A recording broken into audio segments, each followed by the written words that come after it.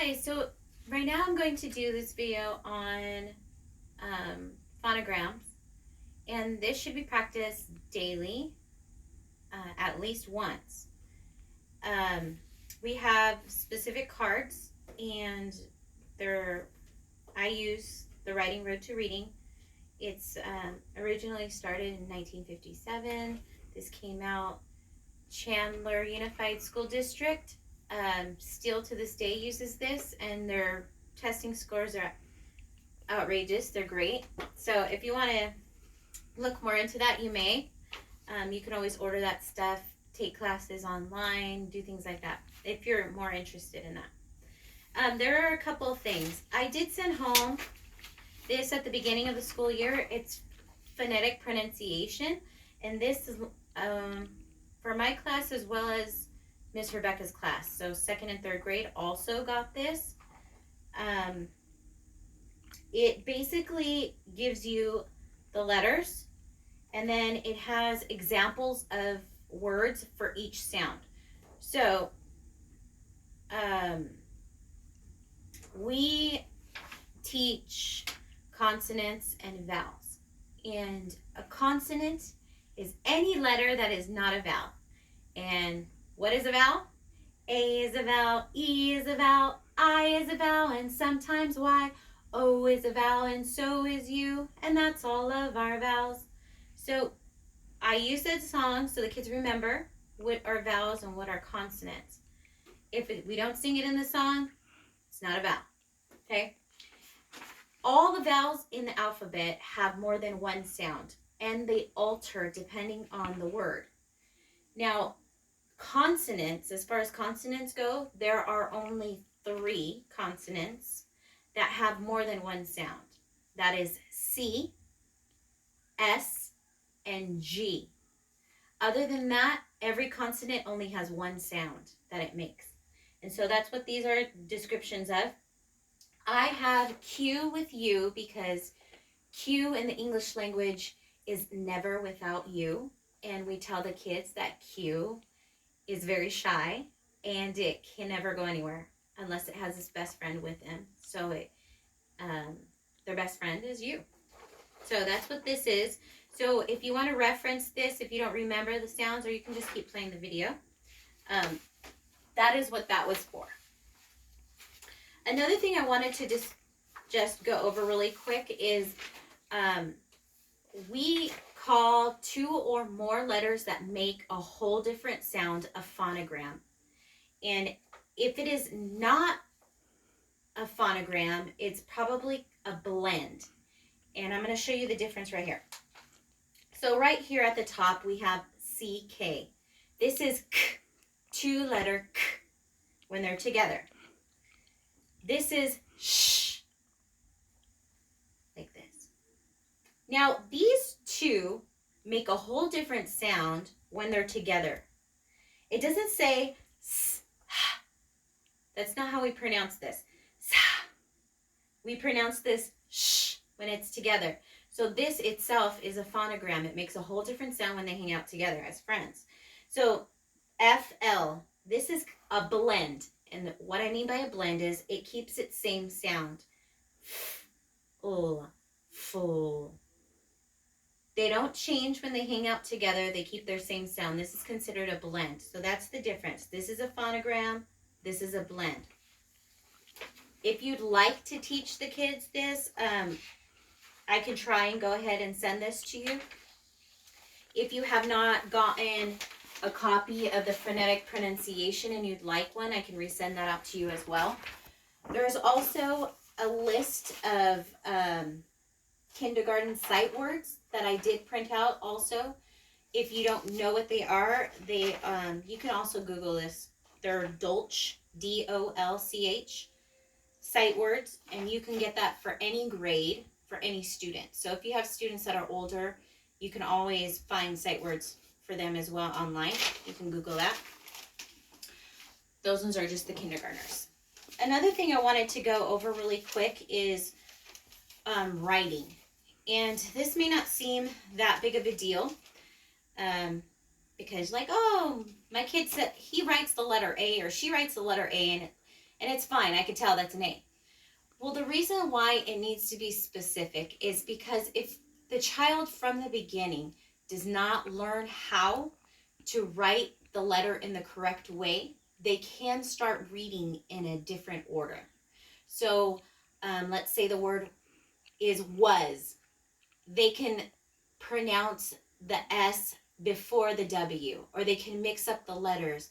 Though visually they're seeing WAS, that's not what they're pronouncing. And you will usually typically find that the child also will write their letters backwards if they do this. So from the beginning, to save you a headache from years to come of, no, that's not right, go ahead and try and implement this. So while we do letters and the sounds, if you'd like to take out a piece of paper and have your child write the sounds as they say them, it's also a good practice for them, and they'll remember it. So they see it, they say it, they write it. It does not matter if the child is English is their second language. It doesn't matter if they're dyslexic or if they're a slow learner. They typically will pick it up. Every child learns differently. From one child to the next, you'll find that out. Out of all 5 of my kids, none of them learn the same. So this is a good way to cover all of your bases all at one time. So this is how we write our letters. Now, a tall letter is like, I'll use H as an example. H is a tall letter, we say, because it touches the top line. So if, as you see here, I don't know if you can zoom that in, but the top line is right here. We call that a top line. That middle line we call is a dash line. Dash line begins short letters. Short letter meaning the letter A. You see how it's at the dash line and no higher? So the A is going to be started usually at 2 o'clock. You go around, touch the bottom line, up and down. It's important that they go this direction. If your child is writing a circle and then putting a line, you want to correct that, because, as I said, if they learn something one way and then they start doing, you'll find they have like other problems, not just in writing, but in reading as well. So just kind of a heads up for that. The very bottom line, all letters touch the bottom line, no matter what. There are exceptions that go past that bottom line. It doesn't go quite to the next line, but they are right here. I put the letter G, J, P, Q, and Y. They go right past that bottom line, but not quite to the next line. So that's important. Keep in mind as the kids are writing. So tall letters go to the top line. Short letters, or they start here at the top line, they start. So never have them start from the bottom up. Always from the top down. Always. And short letters will begin at the dash line. Okay? So there's some food for thought, just to keep in mind. Okay, so now we'll go ahead and we'll start it. So you don't have to hear the introduction every single time. You can just remember where this is at and go ahead and begin if you want to just do the phonograms with the kids. So here we go. We'll begin this way. Now I'm going to say the sound and then you're going to say the sound. We don't teach the name of the letter in the beginning because it can bring a lot of confusion to the child. You always start with the sound. So if you have little ones at home, here's a little tip. Don't teach them to say, oh, that's the letter F, that's the letter G. And the reason why is because when it comes time to read and to know their sounds, they have a harder time figuring that out. If you teach them from the beginning, this says a, and ah, then it's easier for them when they go to read words to pick that up quicker. You can always learn and teach them the letters later on, the names of the letters. But this is always the beginning. If you want to get your child reading faster, you want them to have more fluency in their reading, meaning not d, ah, g, but dog. then you really should start teaching them the sound first. Okay, so here we go. I'm going to say it, and you're going to say it. A, ah. A, ah. K, s. D.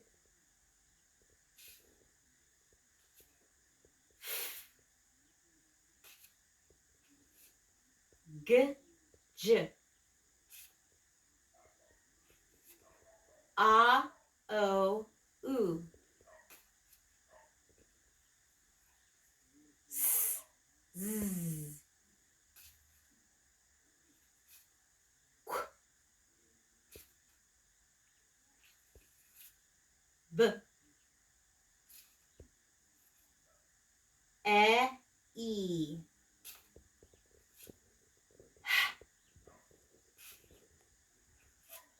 E, I, E. J, k,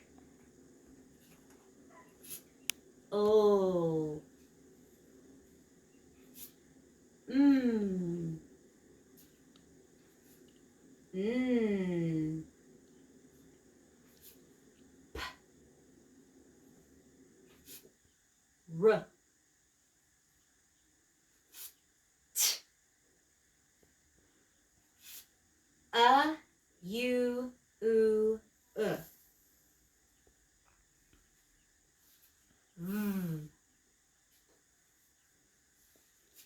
w, x, y, I, E. Z. The of her. The of nurse. The of first. The of works. The of early. Shh.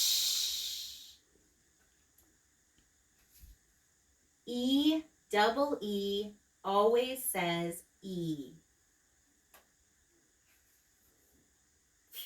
V. A. Two-letter A that we do use at the end of English words. A. Two-letter A that we do not use at the end of English words. Why not? Because English words do not end in I. Ow, O. Ow, O, oo, Ah, that we do use at the end of English words. Ah, that we do not use at the end of English words. Oo, you, that we do use at the end of English words. Oo, you, that we do not use at the end of English words. This is oi, that we do use at the end of English words. Oi, that we do not use at the end of English words. Why? Because English words do not end in I. Oo, o. Ch, k, sh. Ng.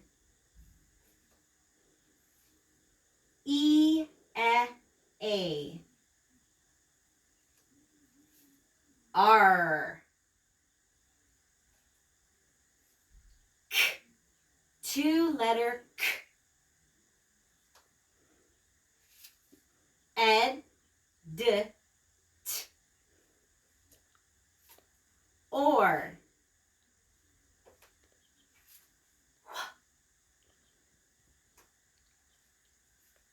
Oo, I, O, the O of boat. A, E, that we do use at the end of English words. A, E, that we do not use at the end of English words. Why? Because English words do not end in I. A, four-letter A. I, three-letter I. E, I. N, two-letter N, that is used only at the beginning of a base word. N, two-letter N, that is used both at the beginning and the end of a base word. R, two-letter R. Two-letter J, three-letter J. O, the O of toe. Ch, three-letter Ch. Sh, tall letter Sh, used at the beginning of a syllable after the first one, meaning the second or the third. This is sh, zh, used at the beginning of a second or third syllable as well. Sh, short letter sh, that we use at the second or the third beginning of a word, syllable, my bad. This last one is a tough one. It has 6 sounds, so listen carefully. Oo. I messed it up already. Here we go again. O, oo, uff, off, ah, ow. Again. O, oo, uff, off, ah, ow. And there's all of our phonograms. Thank you.